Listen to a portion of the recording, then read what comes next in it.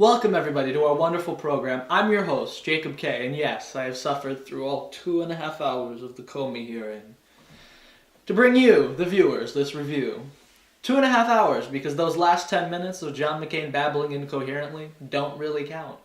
The first thing that becomes abundantly clear watching James Comey's hearing is the divide in approach and attitude of the Republicans and Democrats. The Republicans were very reserved and defensive. Honestly, some of them did not even seem like they wanted to be there and just wanted to have this behind them. Democrats, at least in the beginning, seemed palpably excited, though excited in the sense that they believed that this testimony would reveal something earth-shattering. This is clearly the sense one would get from Vice Chairman Warner's opening oration, where he clearly believes this will skewer President Trump. I think it is fair to say that much of the American political scene, particularly those on the left, expected this testimony to be a massive blow to the Trump presidency. In this case, it would seem Comey has struck again. Just like the emails affair, he inadvertently created so much hype that expectations completely outpaced actual revelations. So what did we actually learn? Well, let's go through it point by point. First, let's talk about Comey's firing.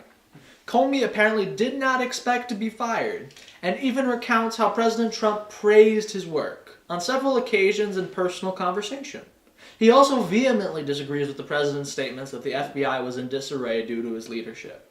How I find it hard to believe, and rather baffling, that he did not expect to be ousted when he was disliked by both Democrats and Republicans. Democrats for his treatment of Hillary Clinton, and Republicans for his handling of the Russia investigation, and a lack of an indictment for Hillary Clinton.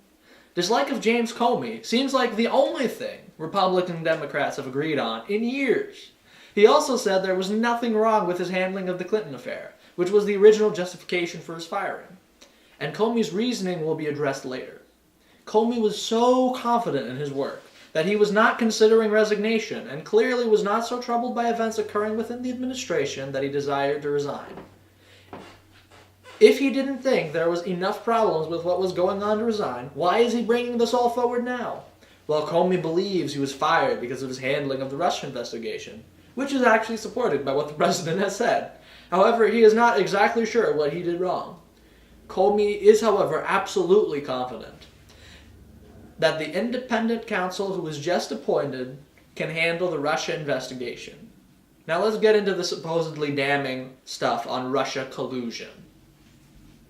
Collusion between members of the Trump orbit and Russia is a part of the grander investigation about Russia influencing our system, but will here be addressed separately. Comey actually states that it is normal for foreign governments to reach out to new administrations, and it is also normal for ambassadors to have meetings with members of new administrations. The Russian ambassador is not a spy. He is aware, but is not a part of the Russian intelligence apparatus in our country. An event becomes a counterintelligence investigation when the intelligence community believes there's a real risk of coercion, like blackmail, where a person could be persuaded to work against the interests of the United States. Comey, however, refused to comment on the dossier in which Trump is accused of all sorts of salacious activities, as it is a part of the investigation. But Trump himself is not under investigation. Comey also reveals he kept a record of all his conversations with Trump because of the subject matter, the circumstances he was discussing, and a fundamental distrust of Donald Trump. But he was not done this for any other politician. I find this incredibly peculiar. He describes some of his meetings with Donald Trump as atypical, and some as even inappropriate. Inappropriate in that the president should typically work with the FBI director through the intermediation of the Attorney General. I don't think anyone has ever believed Trump to be a typical president, so this is not so hard to believe. However, one encounter is admittedly bizarre. It involves President Trump inviting Mr. Comey to dinner alone and asking him for loyalty, and after some back and forth agreeing that Comey be honestly loyal, whatever that means. Comey believed Trump wanted to establish a patronage relationship because of this conversation and how often Trump talked about him and about his job, not as in his job performance, but as in him keeping it. This all sounds like something out of The Godfather, until you realize Trump talked to Comey about only 3 investigations. On one occasion, he discussed an investigation he was interested in and requested no change in policy, and Comey even describes the encounter as professional. Another occasion is when President Trump told Mr. Comey that he hopes the FBI can drop the Mr. Flynn case because he's a good man. However, to paraphrase Senator Risch, no one has ever been convicted of anything for hoping.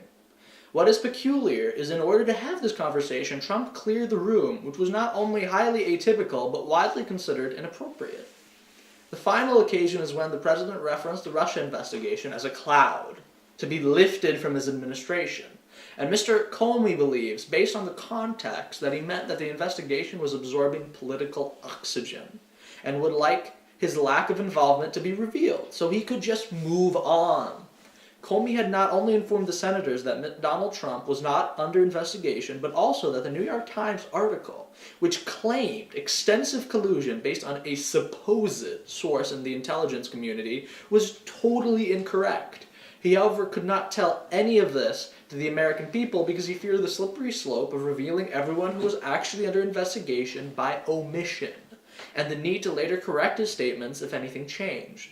Comey even said that during one of their conversations, the president agreed that a quick resolution to the Russia investigation would be best, and that it would be good to know if one of his satellites was breaking the law.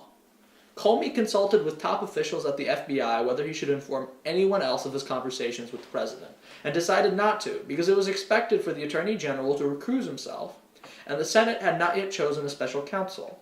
So what exactly is so distressing about the president's statements that Comey also shared the memos of his conversations with Trump with the media through a friend? Despite claiming he had all these concerns, the most serious action he took at the time was talking to the Attorney General about how he felt the president should be informed that those types of conversations are improper.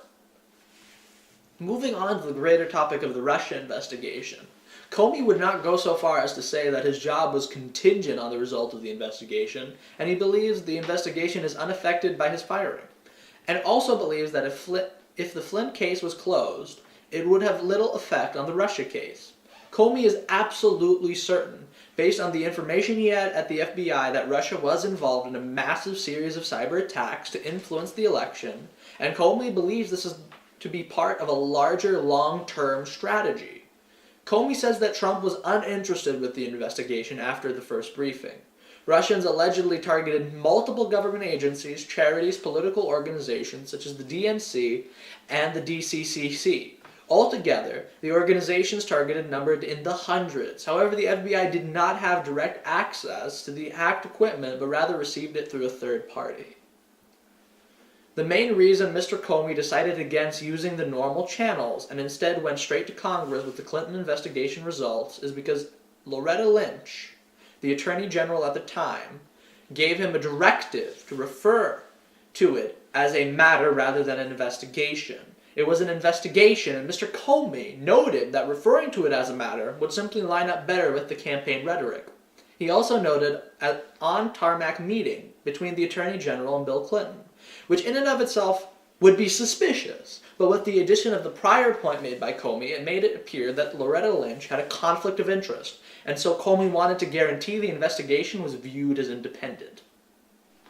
In summation, President Trump has done nothing criminal. All evidence for obstruction of justice or otherwise interfering in the operations of the FBI is limited and circumstantial. However, the president, by aggressively denying anything that Comey has said, has dug himself into a hole. However, the president's tendencies to stretch the truth have rarely harmed him in the past. What is surprising and troubling is the new information on links between the Clinton campaign and then Attorney General Loretta Lynch. Additionally, the revelation that Lynch was interfering in an investigation is incredibly shocking and the main takeaway from this whole testimony.